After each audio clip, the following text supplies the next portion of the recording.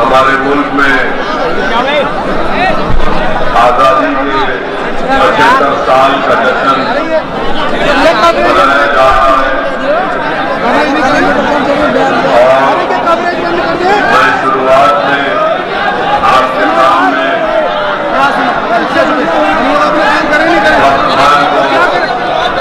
اور الہی بخش صاحب کو خراج عقیدت پیش کرنا چاہوں گا جس کی پیدائش پشاور میں ہوئی اور جس میں سن 57 کی جنگ آزادی میں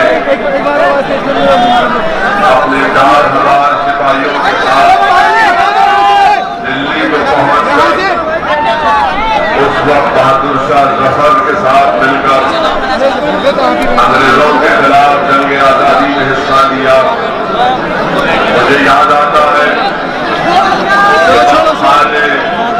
بہادر شاہ ظفر سے یہ کہا کہ میں نے اپنے 2,000 سپاہیوں کو جو میرے ساتھ آئے ہیں ان کو 6 مہینے کی تنخواہ دے کر آج لایا ہوں اور اگر آپ کو ضرورت پڑی تو میرے پاس اس وقت 40,000 روپیے میرے پاس ہے. وقت خان نے کہا.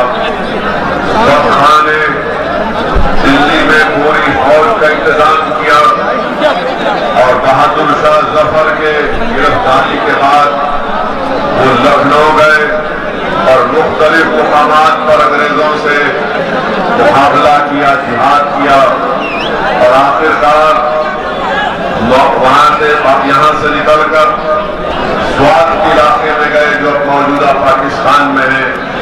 وہاں پر ان کا انتقال ہوا. میرے عزیز دوستوں اور بزرگوں, میری خوش قسمتی ہے کہ مجھے اللہ نے دوبارہ بجنور کی سرزمین کو آنے کا موقع دیا. یہاں پر الہی وقت کو بھی یاد کرنا بہت ضروری ہے. اس لیے یاد کرنا ضروری ہے کہ وہ الہی بخش ہے جس نے انگریزوں کی فوج میں حصہ نہیں کیا, انگریزوں کے خلاف ارے کیا کوریج کریں یار, آواز آنے دینا. اس کی بنا پر یہاں پر پھانسی کا لٹکا دیا گیا. ہم امید کرتے ہیں کہ موجودہ حکومت وقت خان اور الہی بخش کو بھی یاد رکھے گی, مگر اگر یاد نہیں رکھتے تو یہ ہماری ذمہ داری ہے کہ ہم بجنور کی سرزمین پر پیدا ہونے والے مجاہدین کو ہمیشہ یاد رکھیں, ان کو خراج عقیدت پیش کرتے رہے اور اپنی آنے والی نسل میں بتاتے رہے کہ اس ملک کی آزادی میں سب سے پہلے خون اگر کسی نے بہایا علماء کے فتوے کے بعد تو مسلمانوں نے اپنے خون کو یہاں پر انگریزوں کے خلاف اپنا خون بھی بہایا, اپنی جانوں کو قربان کیا اور انڈمان اور نکوبار کی کالا پانی کی جیل میں 1 سال 2 سال نہیں بلکہ جعفر تانیسری نے 19 साल अंडमान निकोबार की जेल में अंग्रेजों के खिलाफ जब उन्होंने सदा एहतजाज बुलंद किया तो उनको 18-19 साल काला पानी की सजा दी गई। मगर इन तमाम मुजाहिदीन ने कभी भी अंग्रेजों को माफीनामे का खत लिख कर नहीं किया कि हमको माफ कर दो। माफीनामे का खत अगर किसी ने लिखा तो उसका नाम सावरकर था, जो नरेंद्र मोदी के हीरो हैं।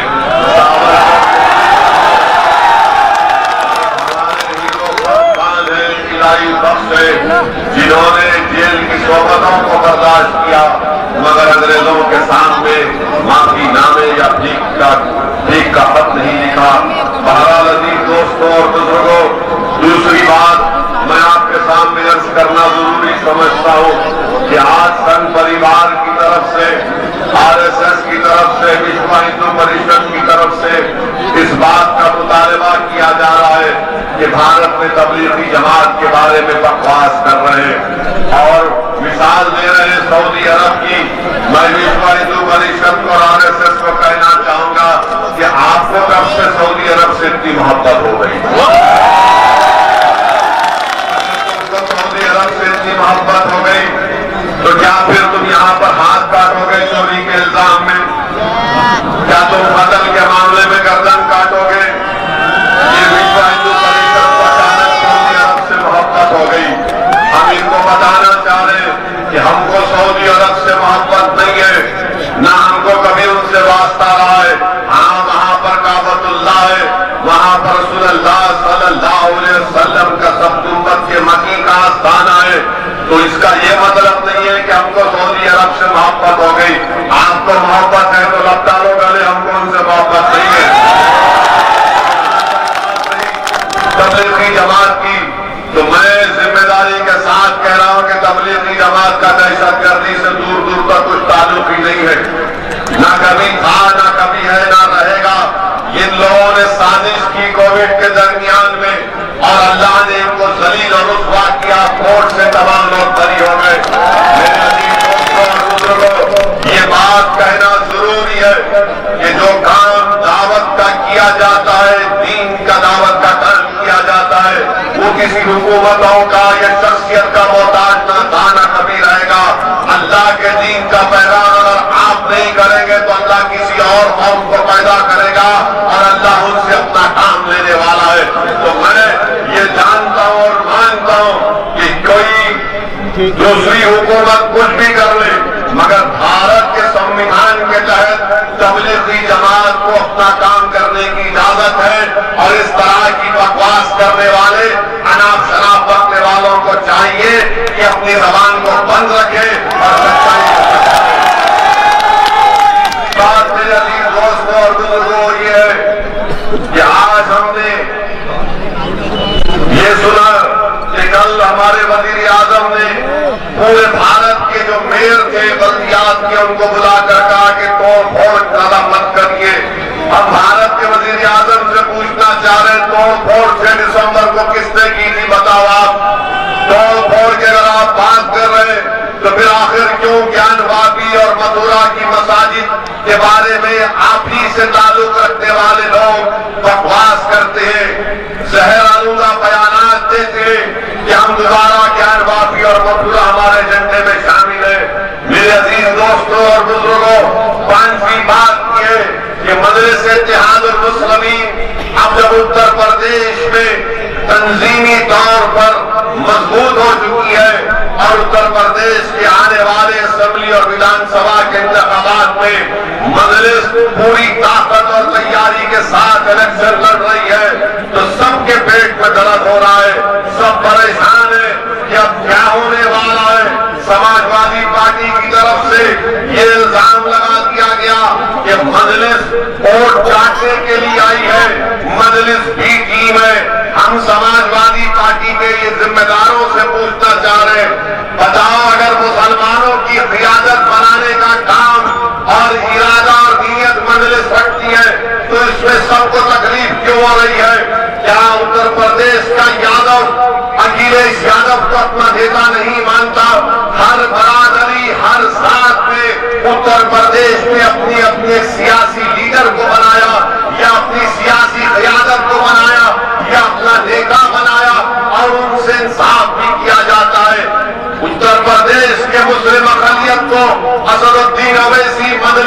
जलसे से पैगाम देता है कि आप उत्तर प्रदेश में 8-9% नहीं है, 11% नहीं है, आप उत्तर प्रदेश में 19% है।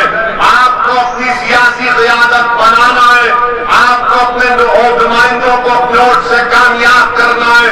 अगर आप ये काम करेंगे तो याद रखिए इंशाअल्लाह ताला हमारे आने वाली नस्ल आपको सलाम करेगी, आपका शुक्रिया अदा करेगी।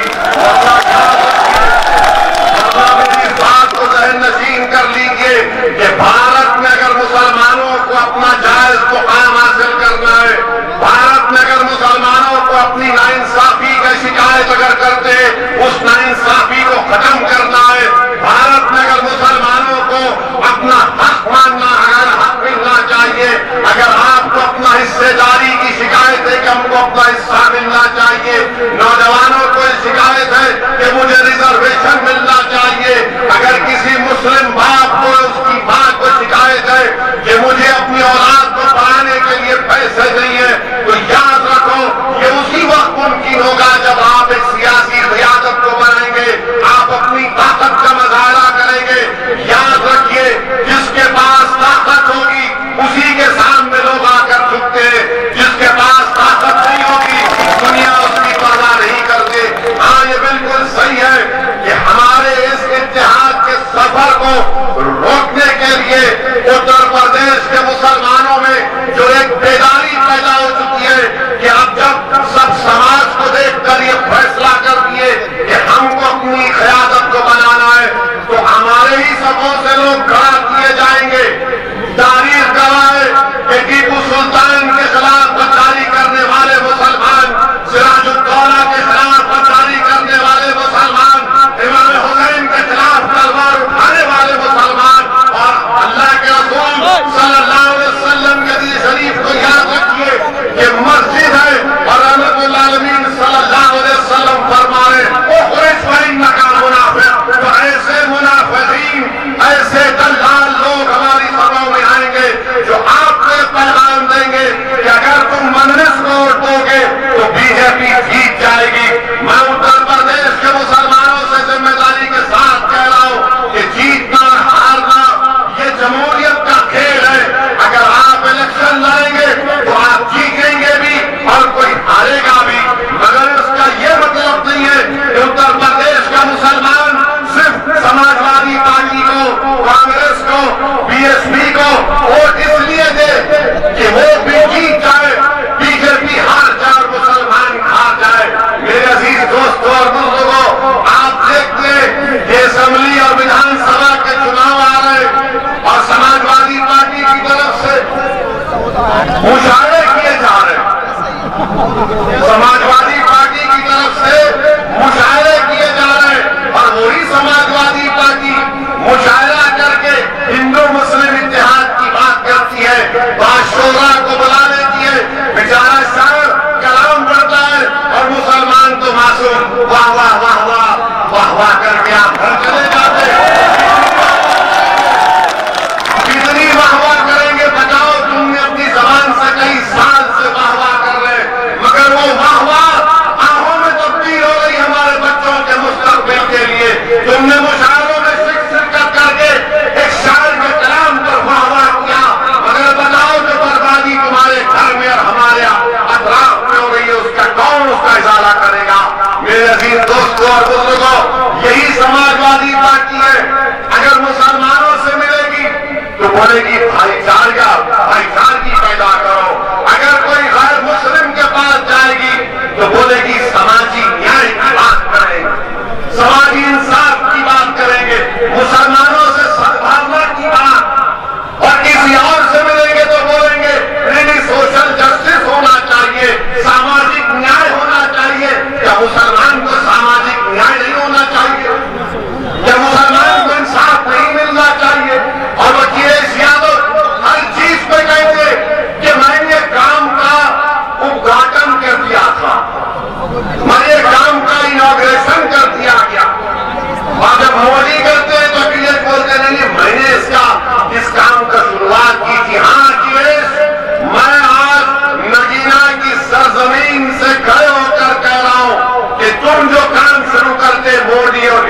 کو مکمل کرتے ہیں۔ وہ کیا ہے؟ تم نے مظفر نگر شروع کیا تو یوگی نے CAA کے احتجاج میں 22 مسلمانوں کو گولی مار دی حکومت نے۔ تم نے مظفر نگر شروع کیا تو یہی بجنور کا سلیمان ایک نوجوان بچہ جمعے کی نماز میں اس کو پولیس نے گولی مار کر اس کی لاش پر پھینک دیا تھا۔ تم نے مظفر نگر شروع کیا تو یوگی نے یہ CAA کے احتجاج میں یہ کام کر دیا۔ ارے یہ سب چیز تم ہی شروع کرتے ہو۔ پارلیمنٹ میں کھڑے ہو کر سماجوادی پارٹی نے UAPA کا قانون کی، مودی کے قانون کی تائید کی، اور وہ قانون کے تحت آج جیلوں میں مسلم نوجوان دلی کے فسادات میں سڑ رہے، بھارت کے کونے کونے میں سڑ رہے۔ 120 دن تک ڈیٹینشن کا ٹائم۔ ہاں یہ کیس تم ہر کام تم ہی شروع کرتے ہو، تم ہی اس کا ادگھاٹن کرتے ہو اور اس کام کو مکمل کرتے لوگ۔ ہاں تم نے بجنور میں فائرنگ کی تھی تو یوگی کی حکومت آئی اور 27% مسلمانوں کا انکاؤنٹر ان کا قتل کر دیا گیا۔ یہ سب چیز آپ ہی شروع کرتے اور آ جاتے ہیں مسیحا بن کر۔ ارے بتاؤ تم نے کیا کیا، کون سا کام کیا؟ 2000 تمہاری حکومت تھی، جب بجنور میں فساد ہوا تھا تم نے کیا کیا؟ میرے عزیز دوستوں اور بزرگوں، میں آپ سے گزارش کرنے آیا ہوں کہ مسائل تو بہت ہیں مگر آپ کو اپنی سیاسی طاقت کو مضبوط بنانا ہے۔ مجلس اتحاد المسلمین آپ سے گزارش کرنی آئی ہے کہ متحد رہیے۔ اب ایک موقع اللہ ہم کو سب کو دے رہا ہے کہ آپ متحدہ طور پر اپنے اوٹ سے، اپنی دعاؤں سے مجلس اتحاد المسلمین کو کامیاب کریے۔ بھارت کے پردھان منتری یوگی کو اپیوگی بولتے ہیں، اپیوگی بولتے اور خود نیتی آیوگ کہتا ہے کہ بھارت میں تیسرا پردیش جہاں پر سب سے زیادہ غریبی ہے تو اتر پردیش ہے۔ مبارک ہو مودی صاحب، اس میں اپیوگی کا نام کر دیا کہ اتر پردیش میں تیسرے نمبر پر یہاں پر آپ دیکھتے ہیں۔ اور میرے عزیز دوستوں اور بزرگوں، میں یہاں پر کھڑے ہو کر جو CAA کے قانون کے خلاف آپ تمام نے احتجاج کیا، میں آپ کا شکریہ بھی ادا کرتا ہوں کہ آپ تمام نے مل کر بجنور میں، لگینا میں ایک تاریخ رقم کی آپ نے، اور یقیناً اس میں ہم نے 2 مسلم نوجوانوں کو کھویا۔ میری اللہ سے دعا ہے کہ اللہ سبحانہ و تعالیٰ سلیمان کو اور انس کو اللہ اس کی مغفرت فرمائے، اللہ ان کے درجات کو بلند کرے، اور اللہ سبحانہ و تعالیٰ جن ظالم لوگوں نے اپنے ناپاک ہاتھوں سے ان بچوں کا قتل کیا، اللہ ان کی نسل کو برباد کرنا سلیمان اور انس کو گولی مارے۔ یاد رکھو تم زیادہ دن تک نہ میں زیادہ دن تک دنیا میں زندہ رہنے والا ہوں۔ تم نے ظلم کیا، اللہ اس کا انصاف کرے گا۔ یاد رکھو تم نے معصوم بچوں کو گولیاں چلائی، انشاءاللہ تعالیٰ تمہاری اولاد جنہوں نے سلیمان اور انس کو گولیاں چلائی، انشاءاللہ تمہاری زندگی میں تمہاری اولاد تمہارے سامنے اسی طرح دوڑ دوڑ کر مرے گی۔ جب تمہارے ہاتھ میں ہتھیار ہے تو غریب کو بچانے کے لیے، مظلوم کی حفاظت کرنے کے لیے، ظلم کرنے کے لیے نہیں ہے۔ میرے عزیز دوستوں اور بزرگوں، وہیں پر ایک اور بات آپ کے سامنے رکھنا بے حد ضروری سمجھتا ہوں۔ سماجوادی پارٹی مجلس کو فرقہ پرست کہتی ہے۔ ہم اکھیلیش یادو سے پوچھنا چاہتے ہیں، بتائیے آپ یہ سنیل سنگھ کس کا رشتہ دار ہے؟ ہندو واہنی کا جنرل سیکرٹری سنیل سنگھ، بابا کی ہندو واہنی کا سنیل سنگھ اکھیلیش یادو کے پاس آج ان کے بغل میں بیٹھا ہے اور وہ سیکولر ہو چکا ہے، واہیات باتیں اور بیانات کو دے چکا ہے، مگر ان کی نظر میں سیکولر ہو جاتا ہے۔ بتائیے کون سا سیکولرزم ہے کہ جو ہندو واہنی کا لیڈر ہے وہ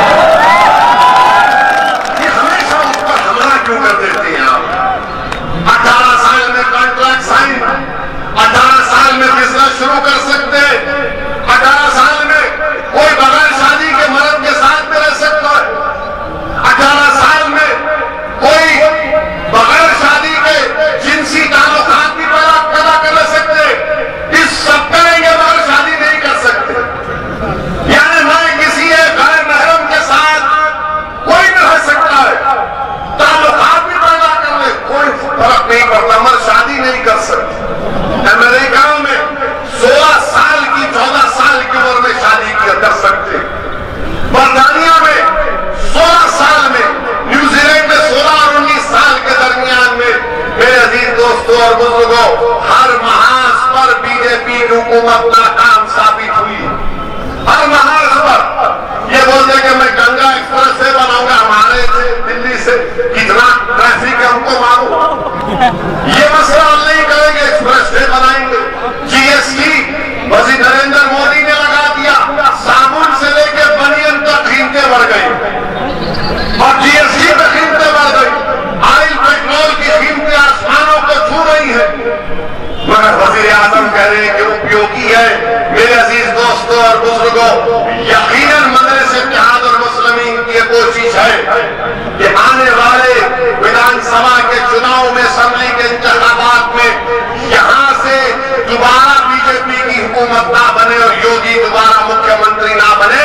یہ مجلس اتحاد المسلمین کی کوشش ہے۔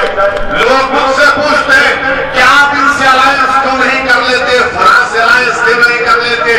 میں نے صاف اور واضح طور پر کہا کہ مجلس کانگریس اور بی جے پی سے الائنس نہیں کر سکتی، مجلس کانگریس اور بی جے پی سے الائنس نہیں کر سکتی، مگر یہ دوسری جماعتیں مجلس اتحاد المسلمین کو یہ کہتے ہیں کہ مجلس اتحاد المسلمین کو ہاتھ نہیں لگائیں گے، کیونکہ یہ جانتے ہیں کہ مجلس جس مقصد کو لے کر آگے بڑھ رہی ہے، جو پیغام مسلمانوں اتر پردیش سے دے رہی ہے، وہ یہ ہے کہ آپ کو اپنی سیاسی قیادت کو بنانا ہے، آپ کوئی ووٹ ڈالنے والی مشین نہیں ہے، آپ کوئی بینک کا اے ٹی ایم نہیں ہے کہ کوئی آئے اور مسلمانوں سے کہے کہ ووٹ ڈال دو، آپ کوئی بینڈ باجا کی پارٹی نہیں ہے کہ دولہے کی بارات نکلے گی اور ہم بینڈ باجا بجائیں گے، دولہا شادی خانے میں چلا جائے گا اور بینڈ باجا والے جا کر کونے میں بیٹھ جائیں گے، یہ نہیں چلنے والا ہے، یاد رکھو آپ۔ آج اتر پردیش کے مسلمانوں کو اپنی اگر اہمیت کو جتانا ہے، اپنے حقوق کو حاصل کرنا ہے، اس ظلم کو ختم کرنا ہے، تو صرف جذباتی تقاریر سے یا نعروں سے یا آنکھ میں آنسو لانے سے حل نہیں ہوگا۔ یاد رکھو، جب تک آپ سیاسی طاقت نہیں بنیں گے اور سیاسی قیادت آپ کی نہیں بنے گی، ہم ان مسائل کو حل نہیں کر سکتے۔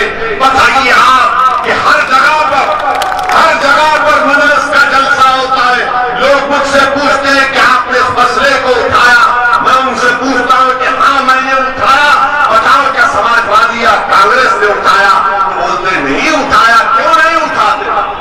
کیوں نہیں بولا جاتا؟ آپ کو مشاعرے دے دیے گئے، مشاعرے میں بیٹھو، سنو اور ان کو ووٹ ڈال دو۔ میرے عزیز دوستوں اور بزرگوں، Samajwadi party, B S P, Congress یہ کبھی نہیں چاہتے کہ اتر پردیش ہو یا بھارت ہو، یہاں پر مسلمانوں کی قیادت بنے۔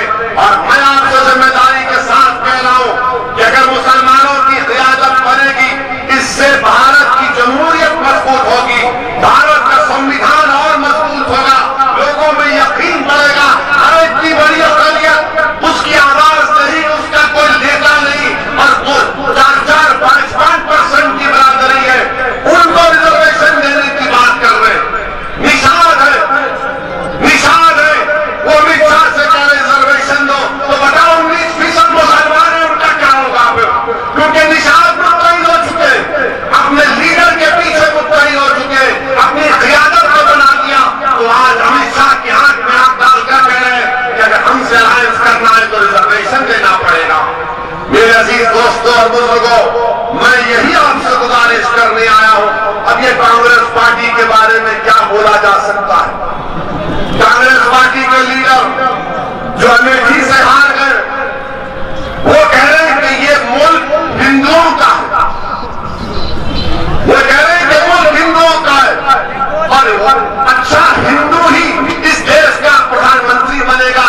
ہم اس نیتا سے پوچھنا چاہ رہے ہیں، ماشاءاللہ آپ 50 سال کے اوپر ہو گئے اور آج بھی بیچلر ہے، مبارک آپ کو، مگر یہ تو بتاؤ کہ اچھا ہندو قوم ہے،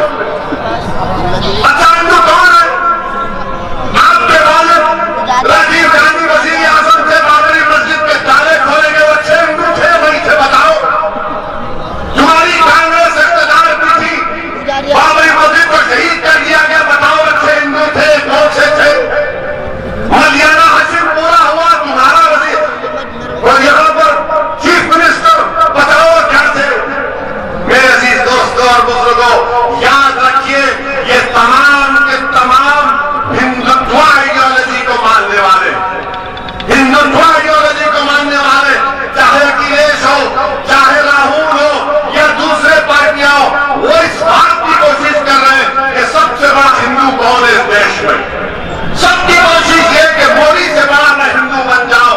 मेरे अजीज दोस्तों और बुजुर्गों, जो लोग आकर मजलिस पर उंगलियां उठाते हैं, मैं उनसे भी कह रहा हूं, जाकर पढ़ो, जाकर देखो, मालूमात हासिल करो कि 2019 के लोकसभा के चुनाव में 75% मुसलमानों ने सपा और बसपा के उम्मीदवार को वोट किया।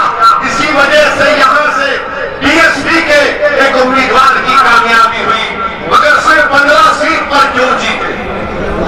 आपने 75% मुसलमानों ने वोट दिया, तो 15 लोकसभा सीट पर सपा और बीएसपी के लोग कामयाब हुए। क्यों? क्योंकि 75% हिंदुओं ने मोदी को वोट दिया, 75% हमारे हिंदू भाइयों ने मोदी को वोट किया। मेरे अजीज दोस्तों और बुजुर्गों, इस हकीकत को पहचानिए, आप दोबारा गलती मत करिए, अपनी क़यादत को मजबूत करिए। और यहां से दो मरतबा जीत जाते हैं। नगीना से सपा के लोग जीत गए, 10 साल से मैंने क्या कोई कॉलेज है यहां पर? क्या कोई कॉलेज बनाया गया? और फिर एनआरसी का एहतजाज हुआ, विधायक साहब नजर आया आपको? जब एनआरसी का एहतजाज हो रहा था तो सब घर में बैठे थे, सब घर में बैठे थे और हम लड़ रहे थे, अपनी बहार की लड़ाई लड़ रहे थे, भारत के संविधान को बचाने की लड़ाई लड़ रहे थे।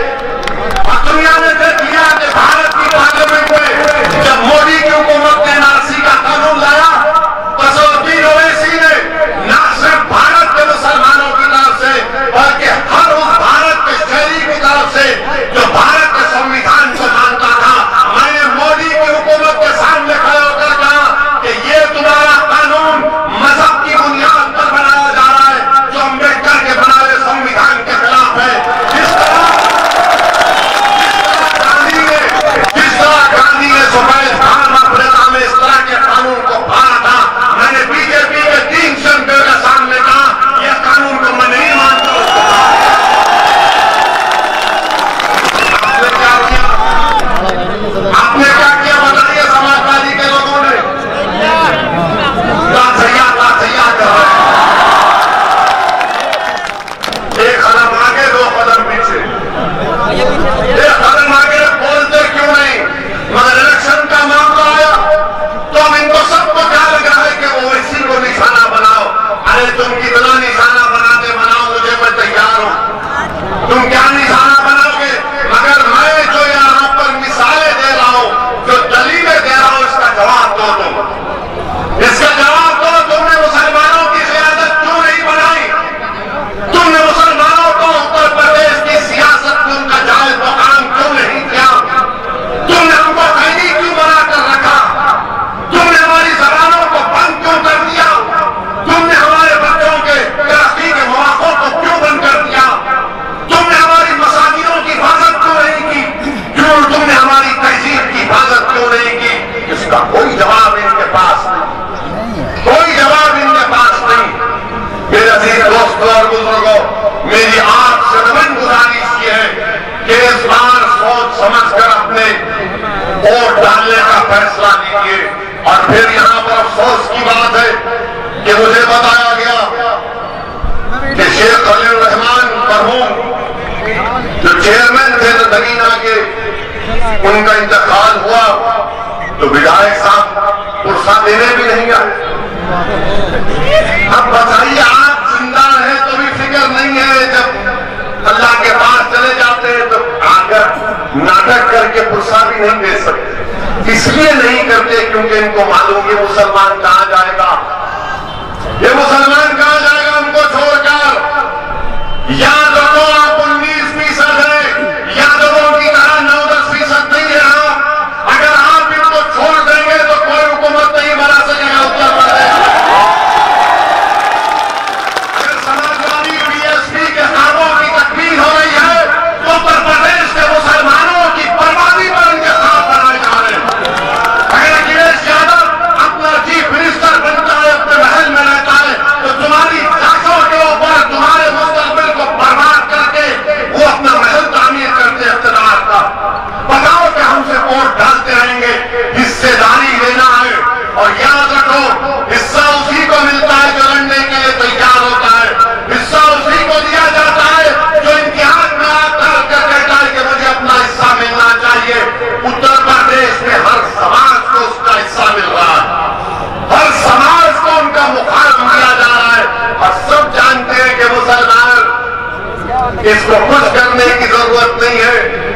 مشاعرہ کر دو، عید کے دن گھر پہ چلے جاؤ، رمضان میں ہم 12-14 گھنٹے کا روزہ رکھتے، یہ نیتا آ جاتے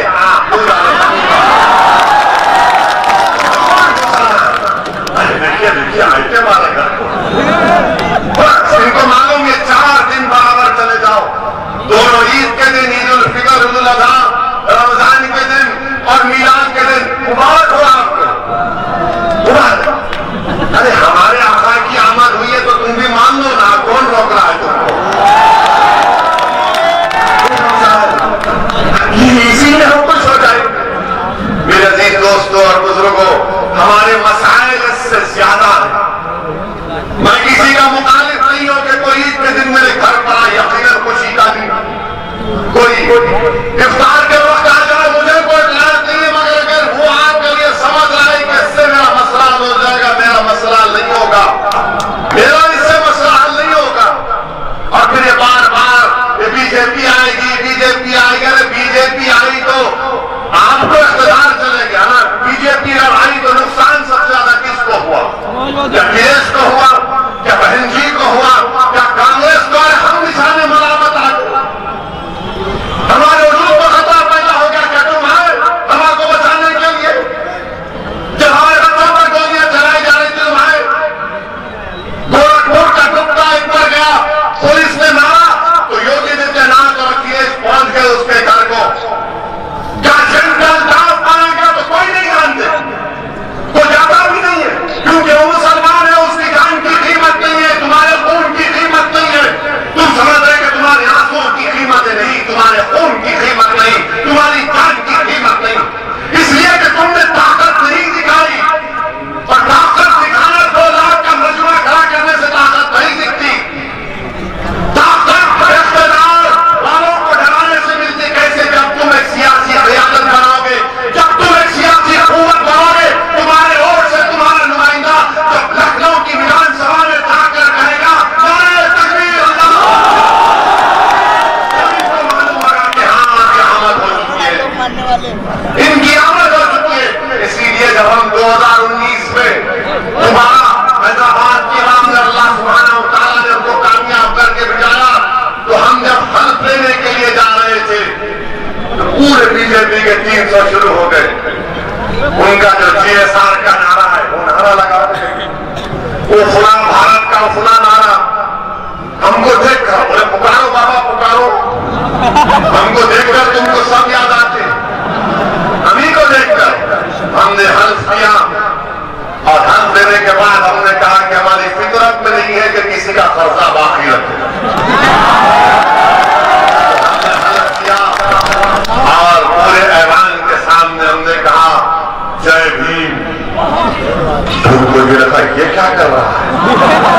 اس کے بعد ہم نے کہا تکبیر اللہ اکبر۔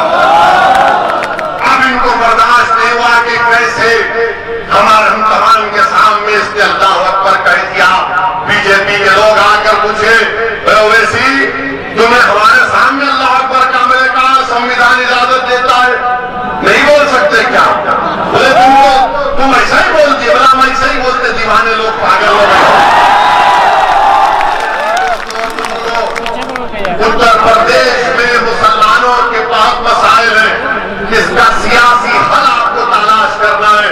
میں آپ کے سامنے صرف یہی بتانے کے لیے آیا ہوں، اور آپ اگر متحدہ طور پر اپنے ووٹ کا استعمال کریں گے، آپ جانتے ہیں کہ نگینا میں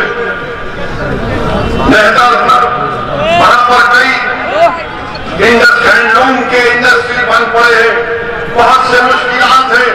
میں آج سے یہی گزارش کرنے آ رہا ہوں اور چاہتا بھی ہوں کہ آپ متحدہ طور پر اپنے ووٹ کا استعمال کریں۔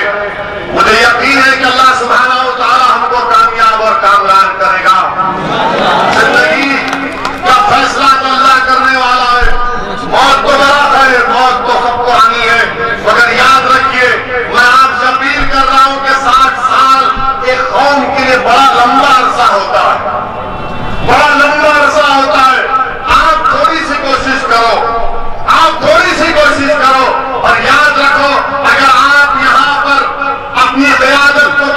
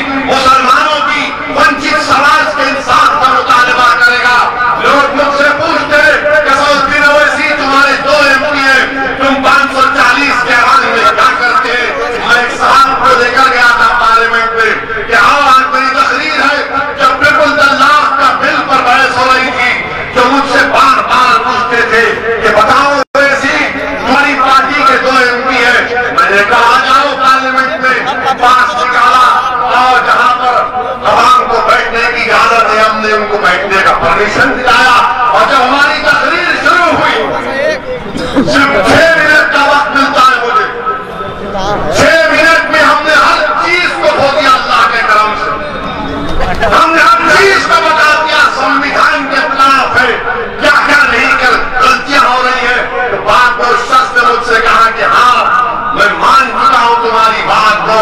मैं आज भी आपसे कह रहा हूं, जब मुजफ्फरनगर का फसाद हुआ तो क्या उत्तर प्रदेश में 60 के करीब मुसलमान नहीं जीते थे मेले बनकर? 60 विधायक थे, 60 विधायक आपने कामयाब किए।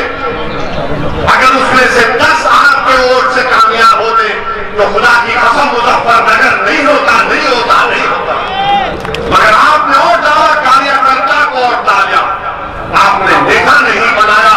मैं आपसे शिकायत करने आया हूं, मेरा हर हत्या के नाम से शिकायत करो। मैं सरजमीन का नहीं हूं, मैं मानता हूं।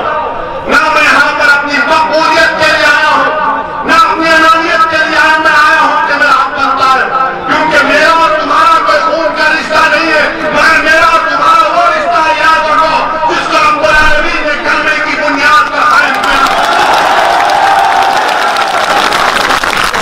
उस रिश्ते की बुनियाद पर आपसे अपील कर रहा हूं कि एक अच्छा फैसला लो, अपनी जमात को कामयाब करो। डरने और घबराने की जरूरत नहीं है। अरे आपने 60 को जिताया तो 50,000 मुसलमान मुजफ्फरनगर में बेघर हो गए। समाजवादी पार्टी के 5 साल के दौर में हजारों फसादात हुए। बताओ आप, आज फिर इलेक्शन आ गया तो सब लोग कह रहे सेकुलरिज्म को जिंदा रखो। अरे सेकुलरिज्म जिंदा उस वक्त रहेगा जब गुरगांव में हमको नमाज पढ़ने की इजाजत मिलेगी। नमाज भी नहीं पढ़ सकते आप, खाली मुसलमान ही रोड पर इबादत करता, कोई और नहीं करता। जो और नहीं करता हम ही करते हैं ना। मेरे अजीज दोस्तों और बुजुर्गों, यही चंद अहम गुजारिशात मुझे आप तक रखना था और इंशाअल्लाह ताला मैं आपसे वादा कर रहा हूं कि यहां से आप मजलिस इत्तेहादुल मुस्लिमीन के विधायक को, उम्मीदवार को कामयाब करिए। जो आपके मसाइल से तकमील है, इंशाअल्लाह मजलिस का नुमाइंदा उन मसाइल को हल करेगा। आप ये मत देखिए कि कोई ये मिनिस्टर बनेगा या ओवैसी के पार्टी के लोग मुख्यमंत्री बनेंगे। मेरा जिंदगी का मकसद कोई संतरी या